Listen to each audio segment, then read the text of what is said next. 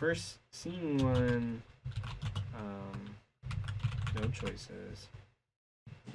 Scene 2, 2 choices. So we already have scene 2, the seed of it and the end of it. So I guess I'll give all that we have and then ask for an expansion and a rewrite. And I kind of have to think about what that'll be.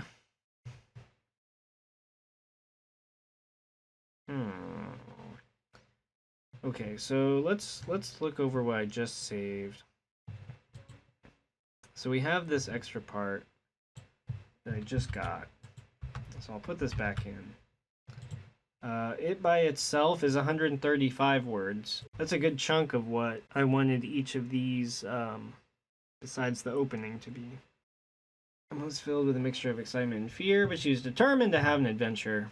She and Phoenix walked around the grounds, looking at old rides and attractions that had been left behind. It was eerie and silent, but Emma couldn't help but feel a strange sense of awe at the sight of it all. I'm just going to take these out. It's too many words for the... Those words don't add to the thought. It's just the same thought, but longer. As they walked around, they noticed a small shack in the corner. So, shack is not what I want. So... Oh yeah, I was gonna make this the, like the big church-looking building. So, in one part of my mind, I'm imagining this as like a big warehouse that they built the Hall of Mirrors into. That is just like a square-ass building. And, because I'm thinking like cheap Carnival contractor bullshit. But this is supposed to be cool. This is supposed to be like, you know, let's pretend this random abandoned carnival had Disneyland budget and they were able to make every building look totally badass. And maybe that's why they went out of business. They spent too much on the park itself and just couldn't make the money back in time. Yeah, let's go with that. Let's go with that. The park is too cool. That's why it's abandoned. Because it's too fucking good. But they just couldn't bring themselves to charge people enough to pay off the loans in time. They're just like, no, people will come, and not enough people came. But they got close. They got so close. That's my that's my lore for the extended universe of this abandoned carnival. This is a majestic, spelled right, building like a cathedral.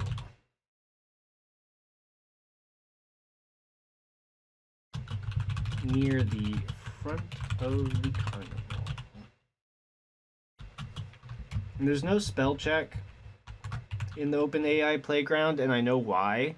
Because they are training their AI to be capable of spell check and to understand how people really type. Not how they type when they are,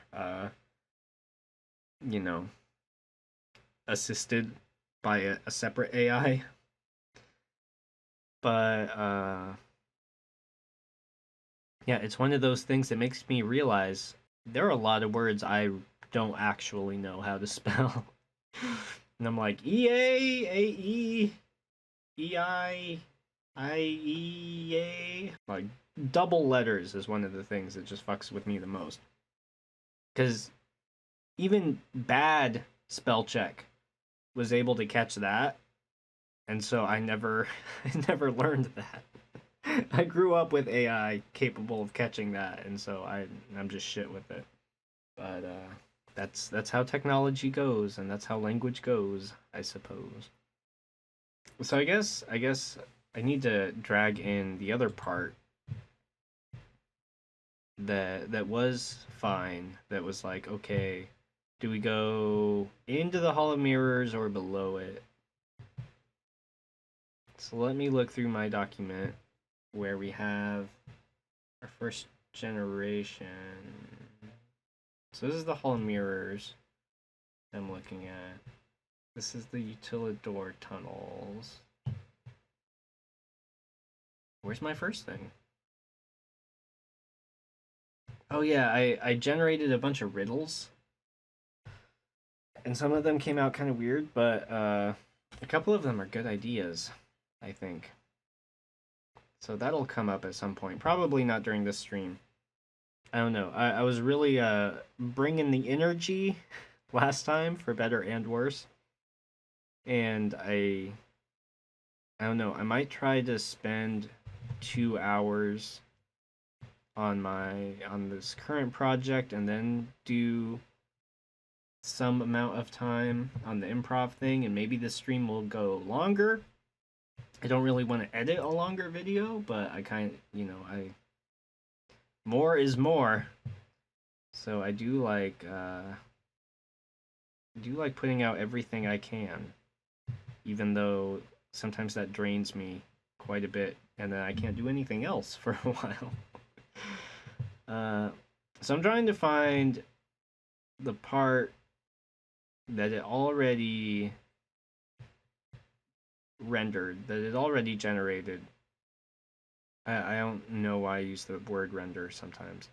I think why I like the word render is because, kind of like with 3D art, it's like you set up a bunch of the scene and then you just kind of trust that all the shaders and lighting engines and particle physics and stuff, that all that is just going to do what it's supposed to. And you're just like, okay, make the movie. And like, you've directed it and you've specified a lot of things, and you just kind of hope that everything you specified comes out reasonably. And with generated, I feel like that implies no input. That you gave like a very minimal amount of input, and then it just did its thing. That's not exactly. It's not always what I'm doing with these. So I don't see where this scene is. Did I not save something that I thought I did? Because that would definitely bum me out. Oh man, I don't see it. I think somehow... No, it's gotta be here. It's gotta be here. What the hell's going on? Hold on, give me a second. There's no way I deleted it out of this document. Well, shit. So I have the Hall of Mirrors scene, have the Utilidor tunnel scene, and then I have like what we did today. I guess I just didn't. There was something I just didn't save from last time. Okay, well, that happens. So I guess let's try it again. I could consult the video, but I don't really feel like watching that video again. I already watched it twice at least, and I made it. So let's just try to use our brain cells for this one. Okay, so I'm gonna add scene 2 draft right there. 2 choices. So I don't want this. This is not the choice I want. I like this so far. Then we noticed a open hatch is the word I used before on the side of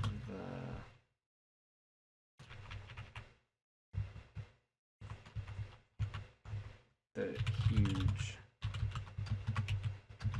magenta building, leading into some mysterious tunnels.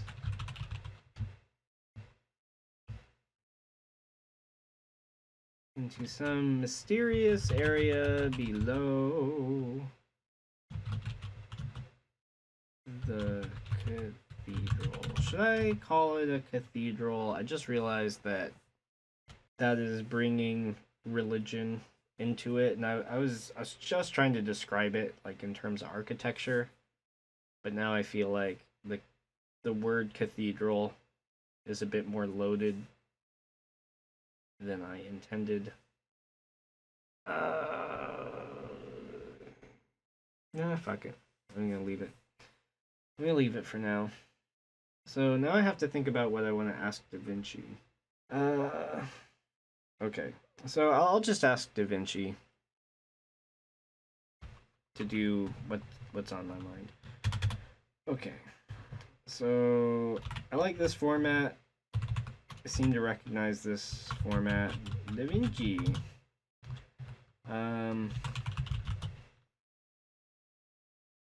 Please. The format is a little different. A little bit. Wait. Look over there.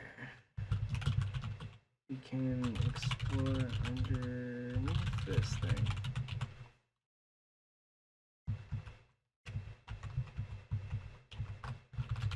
There was an open hatch on the side of the huge magenta building, leading into some mysterious area below.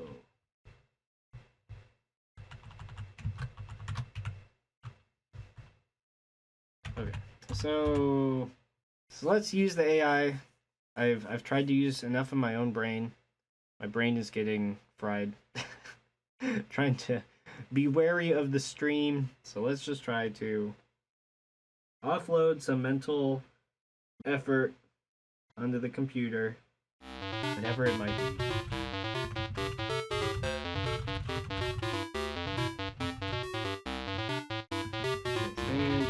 Scene 2. New version should be words. It should also end with them/the leader deciding whether to enter the large building or go underneath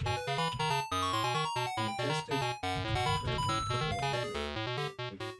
I kind of want to say like midway between a cathedral and a carnival tent, because that's what the picture looks like. But I feel like that's kind of insulting. Like it's a big carnival tent in the shape of a church because your church is a fucking joke. I feel like that's the message that's gonna come across if I'm like, no, it's a circus. It's a church circus. That's not what I'm trying to do with this story. I really mean cathedral in sort of like an objective, that's the shape and vibe of this building kind of way. I'm not trying to make it a commentary, even though it's kind of slightly turning into one. Okay, so I think this is good. Let's see what DaVinci does with this. Yeah, let's see.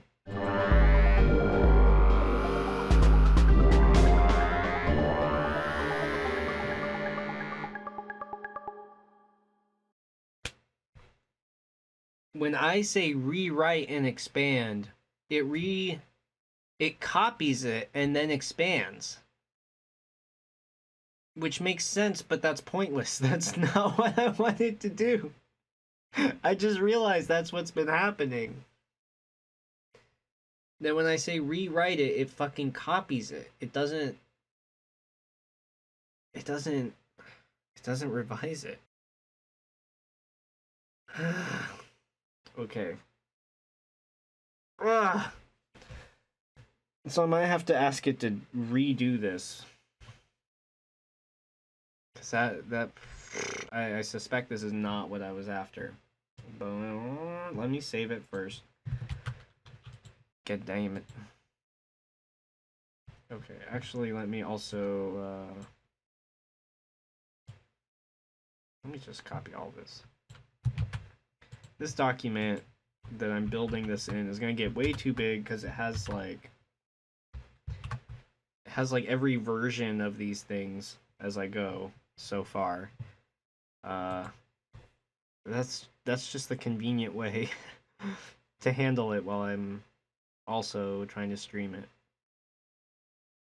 Okay, so it looks like it kept this exactly. Yeah. The two kids set off into the darkness of the abandoned carnival. Emma was filled with a mixture of excitement and fear, but she was determined to have an adventure. She and Phoenix walked around the grounds, looking at old rides and attractions that had been left behind. It was eerie and silent, but Emma couldn't help but feel a strange sense of awe. As they walked around, they noticed a majestic red and purple building like a cathedral near the front of the carnival. It was old and decrepit, with a small light flickering in one of its windows. Phoenix froze in their tracks and whispered, "Do you think that's where the witches live?" Emma gulped nervously. "Wait, look over there. We can explore underneath this thing."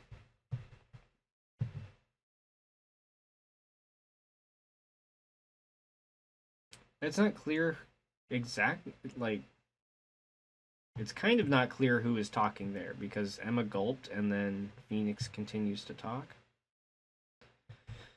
That's my fault. Like, you can see it even, it's even sort of doubting. It's like, wait, quote continues? We'll leave that for now. Maybe change that later. Because if I change it, then it's going to, like, mess up all of my colors, and I just kind of want to keep them for a moment at least. There's an open hatch on the side of the huge magenta building, leading down into darkness. Emma looked at Phoenix and asked, "Should we go inside or explore underneath it?" Phoenix hesitated for a moment and said, "Let's explore underneath it first. We can always go into the building if nothing is down there." Yeah, you'd think. Emma nodded in agreement, and the two kids made their way over to the hatch. The opening was large enough for them to fit through, although it looked like it hadn't been opened in a long time. With one last nervous glance at each other, they stepped into the darkness.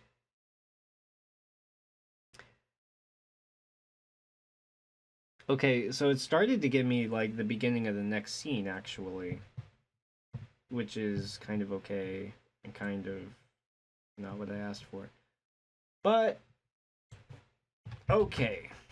Okay, so wait, I think I just copied what it gave me. Yes, I did. So, let me see how long this is. Word count is 235. Okay, that's not bad. That leaves some space for revision and stuff. And it also goes further than I need to.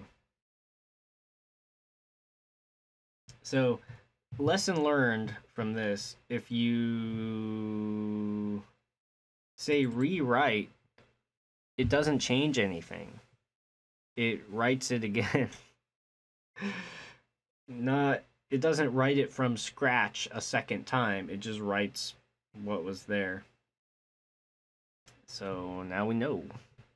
So with the word there, that's where it really ends.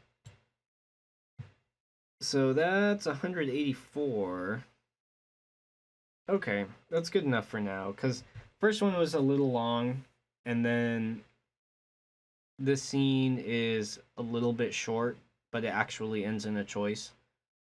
And so together that's like together that's almost 500 words between the two starting points. So I think that's enough. Like, I don't want to make this hard to read for kids, you know. I want them to burn through it as much as I can. You know, I want to encourage them to read and be excited about this, like all the possibilities in this. So I feel like the scene's still kind of lacking something, but I don't know what right now. Slightly different. I'm gonna say this was useful, even though it wasn't quite what I wanted. So I guess with this branch, what's flowing naturally is they go into the underground. And I need Da Vinci to redraft the underground scene because it doesn't make sense right now. So I guess that is what we'll set up. This feels like a house of cards, you know, like the deeper it goes, the more I'm like, okay, now the AI is gonna fuck it up. Like, I keep feeling like this is where really gets fucked. So we'll call this scene 3, choice 1, and then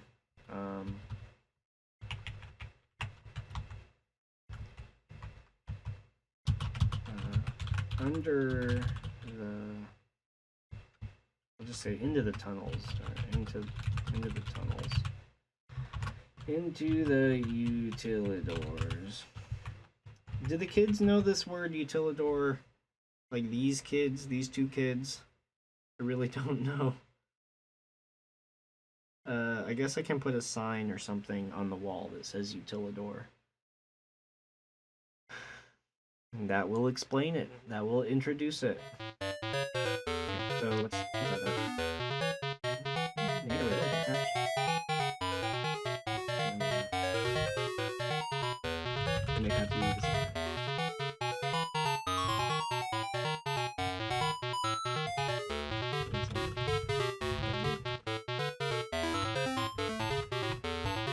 so right now this is supposed to be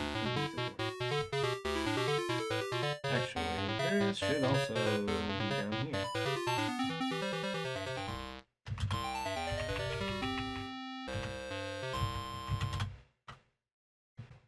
Right. Inside the magenta building or underneath. Okay. Okay, now this makes sense. Now this is organized right. And I have a draft for this first underground scene. So I'll just copy it in, and then tell DaVinci what my problems are with it. Also, actually, let me just delete all this now.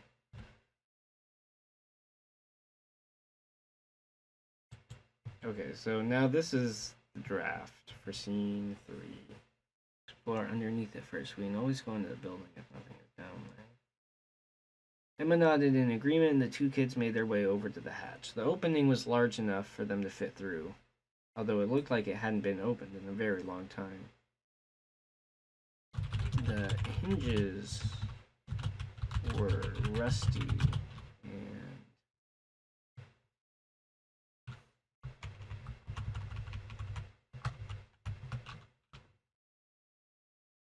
I'm gonna say it was covered in cobwebs, but like I already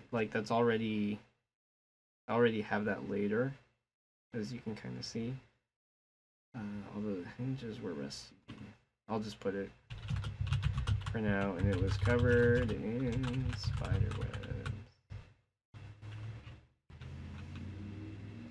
One last nervous glance at each other.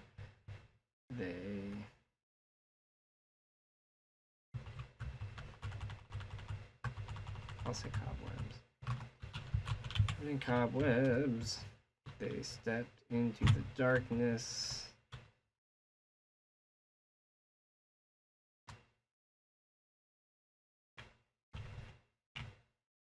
It's down the stairs. They stepped into the darkness. That's fine. That's fine. As Emma and Phoenix stepped cautiously into the utilidor tunnels, their eyes wide with amazement. Do they have a flashlight? I just realized they should really have a flashlight. I never gave them one. But I think that it will be reasonable enough if I just suddenly give them one.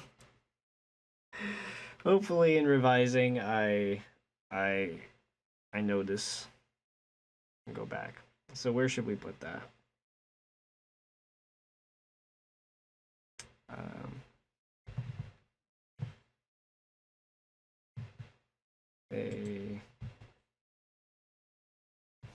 So they each have a flashlight because they get separated, and whoever you follow has a flashlight. Or Emma has the flashlight, and if you choose Phoenix, they never have the flashlight. They're always on hard mode. I kind of like both of those ideas. I'm not sure which I like more. Let's give them both a flashlight. Maybe one of them loses it at some point. So since it's all like broken up, I might as well go back up here. Just add. Sure thing, said Emma. Let's grab our flashlights and get going.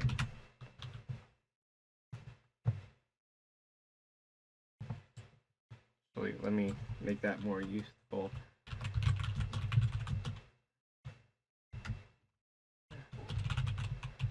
Alright, and let's go.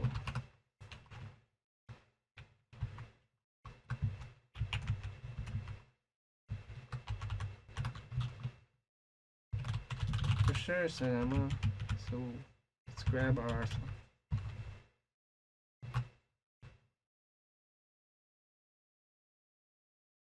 There's got to be a way to end this with "Let's go" that sounds like remotely natural. Right here, we'll each take a flashlight. Let's. All right, here we'll each take a flashlight. Let's go. Okay. Okay. I always, because a big part of my storytelling experience is through like simulation and role-playing games and Dungeons and Dragons and stuff like that, I'm always thinking about the gear. I'm always thinking about like, okay, what do they actually bring with them? What can they actually use to solve problems, to fight off monsters, to break holes in walls, to climb up cliff sides? Like, what do they actually have on them? And so I didn't think about it before, but now this is one of those things where it's like, you don't want your hero to just be like, oh yeah, by the way, I have a laser pistol. Boom, you're dead, bad guy. Like, that seems so out of nowhere and undeserved if your heroes just suddenly have like every little bit of gear that they need for any situation. So I try, even though it's not super exciting to read, I try to give as much of that important gear info early as possible, or have them discovering the piece of gear be an important, interesting event. Maybe they have to earn it, so then like the reader, hopefully, they have a better chance of remembering, like, oh yeah, you have the sword that you got from the skeleton knight or whatever. That way, when you use that sword to kill the bad guy in the final moments, it doesn't just seem like this magic,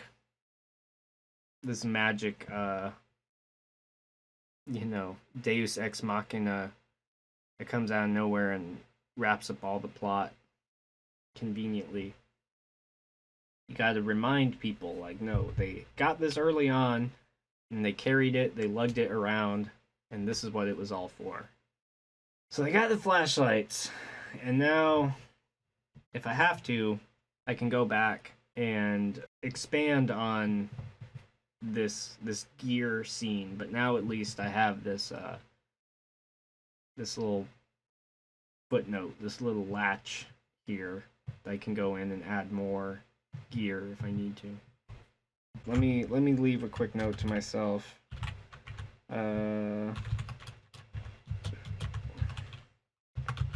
Da Vinci, please write a new draft of this scene. That's how we'll phrase it this time. Okay, we're back. We're back. Yeah, I'm gonna play my music again, just for the hell of it. I can't hear it. I'm just gonna sing. Vibes are good. worked too hard on that. Like it's not great, but I was kind of happy with it. I don't know. It's a noisy mess, but I wanted it to be a noisy mess. But music, like a lot of things, is like you want it to be a little bit chaotic, but you also want it to be perfect. And so there's always this balance where it's like, okay, I want it to sound distorted, I want it to sound dissonant, I want there to be like too much. But then there's too much, and then I want it like that, but it's a little too much. But I don't know. I might remix it, rewrite it later. So that was one of those things. I made that before I started editing the first episode. I only spent a couple hours on it at the most because I needed to edit the video. And I was like, okay, sound, chords, music theory education, all put it into making some dissonant thing that's not too dissonant. And it's also a little dubsteppy and like horror-ish. I don't know. I kind of like it. All right, let's get back to what we're working on. Da Vinci, please write a new draft of this scene. Okay, I will specify again. In total, it should be about 250 words. Oh yeah, my concern with it. The trap door falling from the ceiling. That's not how you spell ceiling. This is one of those things. I told you. Trapdoor falling from the ceiling. Doesn't make sense. But I do want the scene to end with the characters getting split up so the reader decides which one to follow. The end of this. I also learned I over explain even to the AI, but the AI like loses context. Like it doesn't necessarily lose context, but it can't always figure out the context from context. So so especially when I'm trying to get it to like rewrite a scene or something, I try to give it all the crucial information again so it really knows what I'm talking about. Over specifying doesn't hurt with these systems. Da Vinci, please write a new draft of this scene. Total, it should be about 250 words. Currently, the trapdoor falling from the ceiling doesn't make sense. And is too hard to visualize.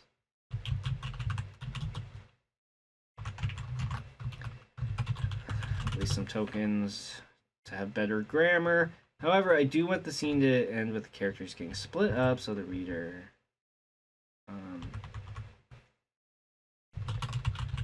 please also include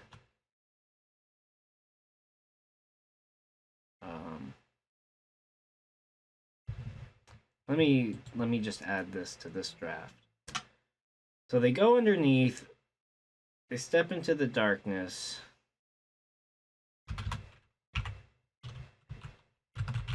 Utilidors for employees only is written on a rusty steel sign.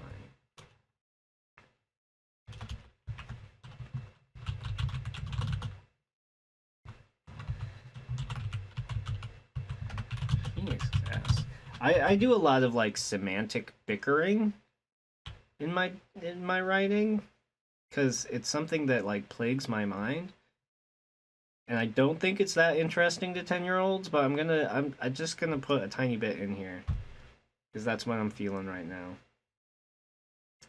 Phoenix asks, what's a utilidor? Like utility something.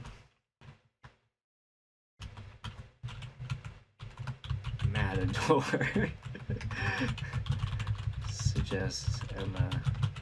No. Not that. Never mind. And I'll let the kids figure it out. It's corridor. Corridor is the answer. But we'll leave that as a riddle for the reader.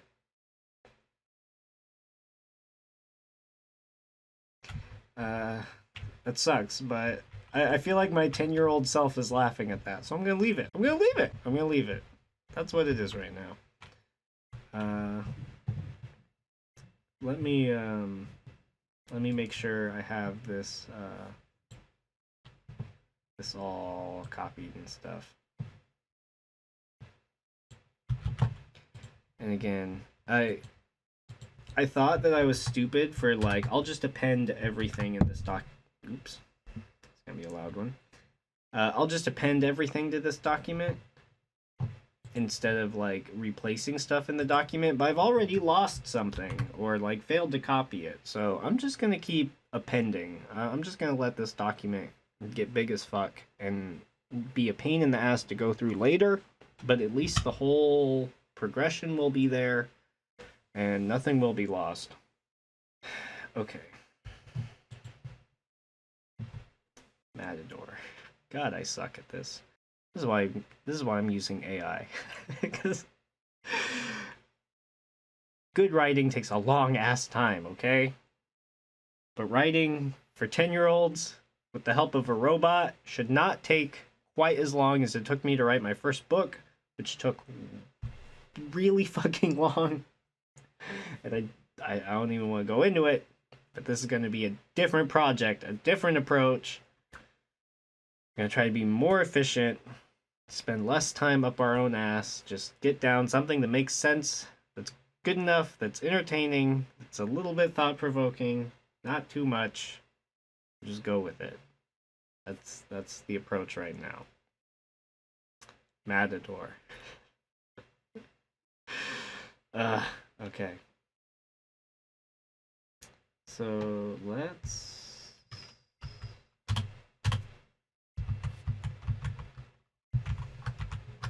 fix these. Together they sprint down the tunnel. Okay.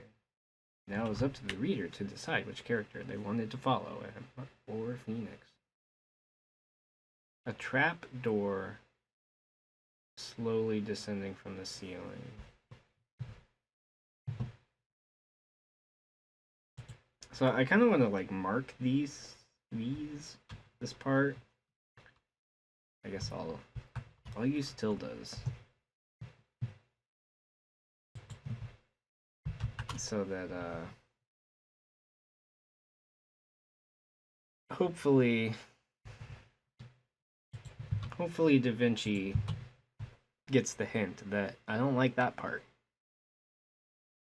But the rest is kind of okay. The rest is kind of fine. Rest is good enough for now. Hold on, let me just repaste this in as I have it. Doing a replace, but that's fine. Okay. Save this, and oh yes, please also include more details about the weird carnival stuff in the utilidors.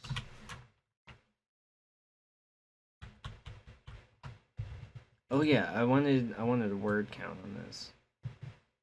How much space? That's about 250 words. Well, shit.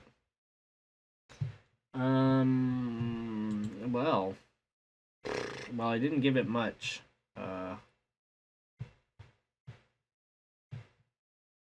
Okay. Okay.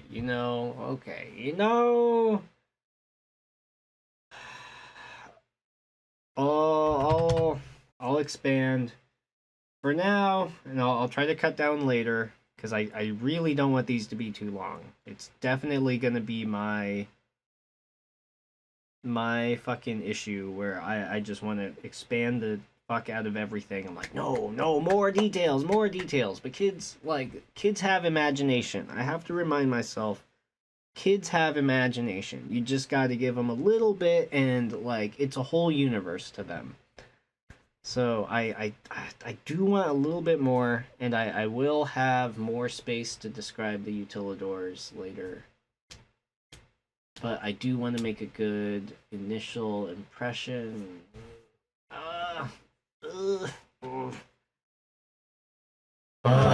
Okay, 300. Noises, groans of dismay. Please write a new draft of this scene. S3, scene 2. It totally should be about 300 words. The trapdoor from the ceiling doesn't make sense. It's too hard to visualize. However, I do want the scene to end with the characters getting split up so the reader decides which one to follow at the end of the scene. Okay, let's try it. Let's try it. Ugh. Look, I can't look. I can't look. Like a roulette table. It just hurts. Oh, it hurts. It hurts to even contemplate. Like rewriting in some ways is so painful already.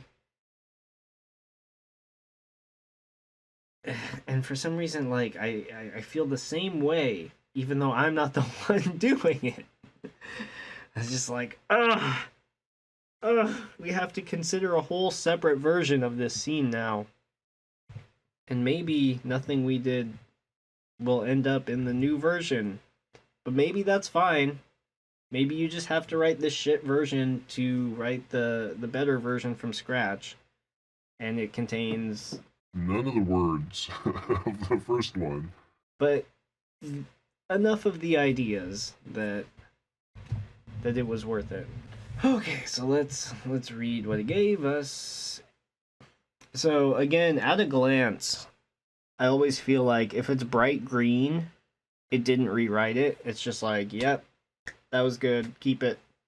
And when it starts to get yellow and red, that's when it's having to think. So with that in mind, Emma and Phoenix stepped cautiously into the utilidor tunnels, their eyes wide with amazement as they took in the sights of the Carnival's inner workings. Ooh. That's a good start. That's a strong start.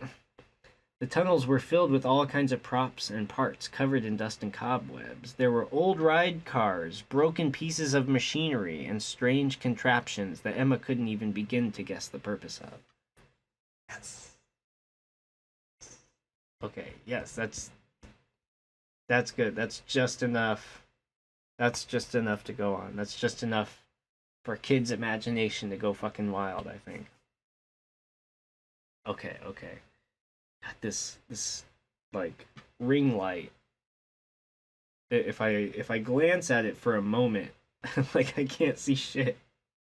It's really a bit much. Okay. I think it looks pretty good though, so I'm gonna leave it. Actually, you know what? It's bright. It's bright. I'm gonna turn it down. Okay. Suddenly, they heard a loud rumbling sound from beneath them.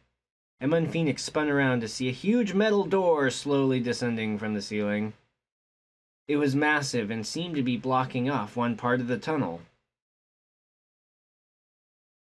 Okay. At least that makes... When it said trapdoor, I was imagining, like, it comes down. But when it describes, like, for some reason, just saying a huge metal door, I picture it as, like, a wall coming down from the ceiling and separating them. Like, you know... And it just makes a little bit more sense to me. even though it's almost the same word.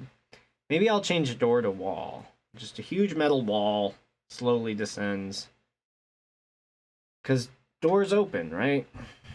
Okay, you know what I'm gonna say? I'm gonna say this is good, and then I'm gonna fuck it up.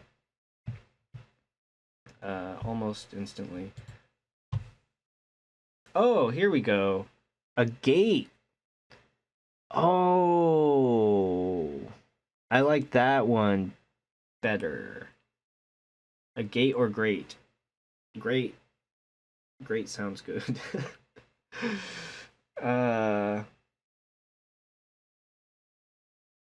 No, gate. I feel like gate makes more sense here. Okay, that's a good, I'm glad I checked the probabilities before I changed it. Okay, so we'll make that gate.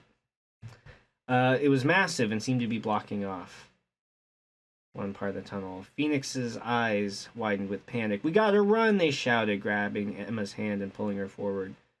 Together they sprinted down the tunnel, but it was too late. Okay, they can't be holding hands and then the thing, like, chops off their fucking hands? Like, what? Come on, Da Vinci. I mean, you're a smart system. I feel like you should be able to parse out if they are holding hands and then something separates them, like somebody lost some fingers or something, or you have to, like, what happened when the gate hit their hand? You have to address that. You can't. Okay, but we can use our brain cells to figure that one out. The rest of this is pretty damn good for the purpose that we want. The two kids were now in two different parts of the Utilidor tunnels with no way to reach each other.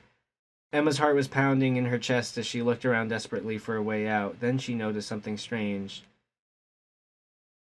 There seemed to be a faint light coming from a crack near the bottom of the door that had just closed.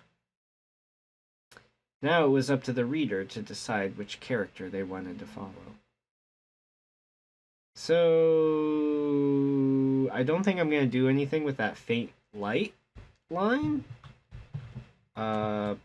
But that's a pretty good setup for the next part. That, at least she has somewhere to go next. And then maybe I can include a line about what Phoenix sees.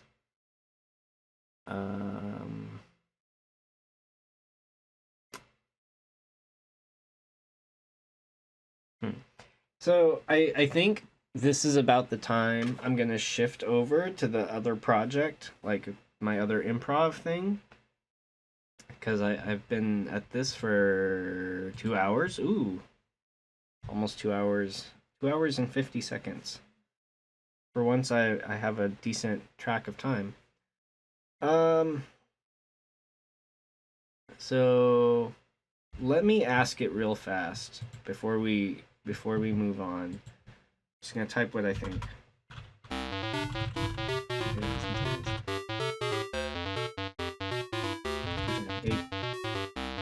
Okay, nice details. I don't know how this might lead this.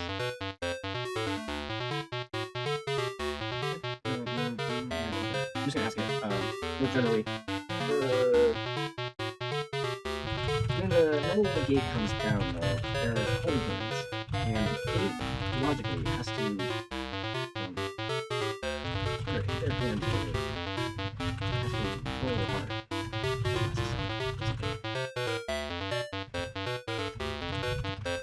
This way they can be safely separated, but still separated, but still safe in their parts.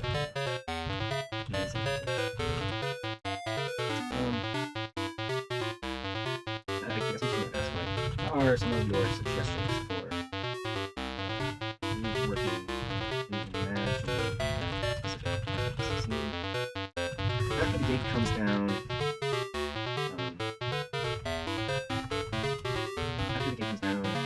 maybe act in a clean light.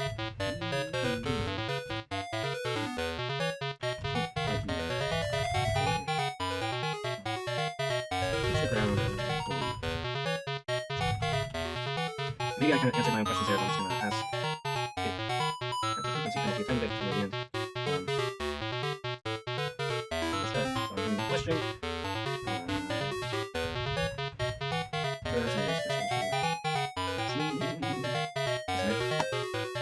Oh no! Let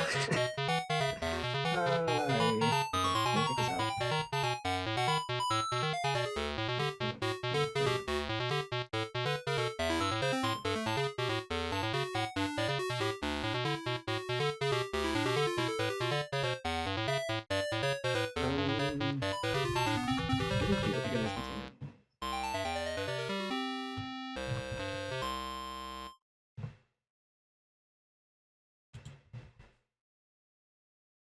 Okay, good. You didn't need to rewrite the whole scene, bro. Okay. It did though. Let's just read it. Let's just read it as our conclusion for working on this tonight. So, I recognize some of this just at a glance. Emma and Phoenix stepped cautiously into the utilidor tunnels, their eyes wide with amazement as they took in the sights of the Carnival's inner workings. That's a fun sentence. It's a little bit long, I think, for 10-year-olds, but it's a fun sentence. That's a good one. The tunnels were filled with all sorts of props and parts covered in dust and cobwebs. There were old ride cars, broken pieces of machinery, and strange contraptions that Emma couldn't even begin to guess the purpose of.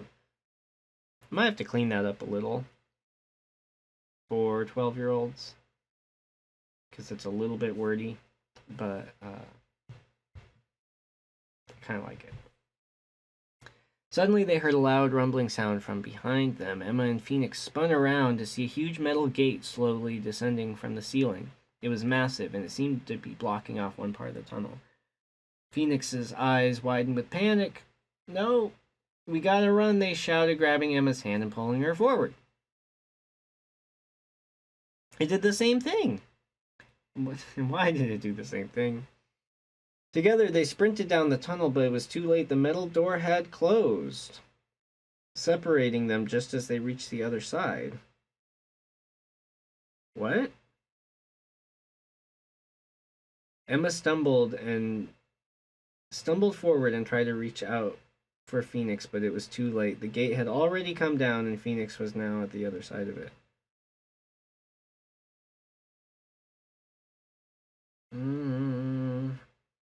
Okay, so at least one sentence is gonna have to be cut. It copied the sentence it wasn't supposed to, and then fixed it in the next part. Is what I'm gathering. The two kids were now in different parts of the utilidor tunnels with no way to reach the other. Emma's heart was pounding in her chest as she looked around desperately for a way out. Then she noticed something strange. There seemed to be a faint light coming from a crack near the bottom of the door that had just closed. Now it's not a door. So now that's a second continuity problem. Now it was up to the reader to decide which character they wanted to follow, Emma or Phoenix. Okay, I'm gonna neutral that because it kind of didn't fix anything. It gave me one sentence that was a little different that I could use to replace the grabbing Emma's hand and pulled her forward part. So it kind of gave me enough to fix it, but it didn't fix it by itself. So, we'll call that a wash. That's not a plus. It's not a negative. We'll call that a wash. Okay, so I think that's a good enough introduction to the utilidors. I might specify, as I revise it, that they move into kind of a bigger part, like a bigger room that has the old ride cars. And then while they're a little bit separated in this bigger room, the gate comes down suddenly. And then they're both segmented in different parts. Why? It doesn't matter. It doesn't matter why anybody would build this. It's just a crazy, goofy trap. And the fucking spooky haunted carnival. And it comes down, and maybe it's like a security gate or something. Why does it come down? Nobody knows. And then they are stuck in two different parts of the Utilidor car or clown car parking garage thing underground, and then it branches again from there. And I guess either we'll do those branches next time or the time after next. And this is going to be where the streams start to get kind of crazy, because it's like the more it branches out, the more it's going to be like I spend weeks dealing with one part of this branch, and then we're going to be like weeks later moving to a completely different part of the setting. And so as we get further along, I should probably do more of this off stream. Just being responsible and not dragging this project out as much as possible. But I do think that some of the things I've been thinking about this whole week, about like what it did and how I needed it a little bit different, I think we addressed most of that. And this one paragraph, this one that now is sort of like the last thing to revise for this part. I think that's pretty good. I think that's pretty damn good, considering AI did most of the work. I think I can't complain. I'm digging that. I'm happy with that. Okay. So, yeah, I'm not gonna upvote that. I'm gonna leave that as a neutral. Sorry, Da Vinci, that one's a neutral. You're making me think still. So is almost as much effort to prompt you as it will take to fix what you gave me. So I feel like I should have just rewrote that part myself, instead of asking for it again, and now I have to reconcile the two. Oh yeah, this was boop. Okay, and then that corresponds to boop. Now we have a new thing. We did we did 2 hours, about like 2 hours and 10 minutes. So I think what I'm gonna do, I didn't do this last time. I considered starting a second YouTube video for the second part of the stream. I think this time I'm going to actually do that. So if you want to catch the next YouTube video, I'm making them both at the same time, basically. But I'm going to split it up for the sake of viewers, the sake of editing, all of that. So that was a little bit of a low energy stream, I'll admit. I'm sorry. But I had to put the thought in. I had to... Yeah. You saw. So thank you for watching, even if that's all you're watching. But I'm going to do this improv thing that's going to be a Wild West sort of thing, starring this character.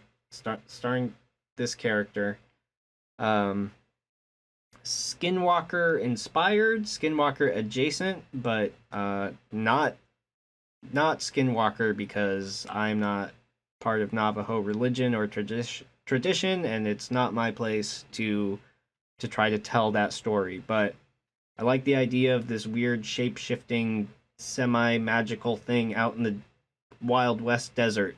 So with all respect to the Navajo people, I'm gonna attempt something like that, and hopefully ChatGPT, I think it's gonna fail. To be honest, I think together Together we are going to fail at this, but we're going to try to do something respectfully inspired, but not pretending to be in that tradition because I don't know that tradition well enough. Yeah. Catch me in the next one.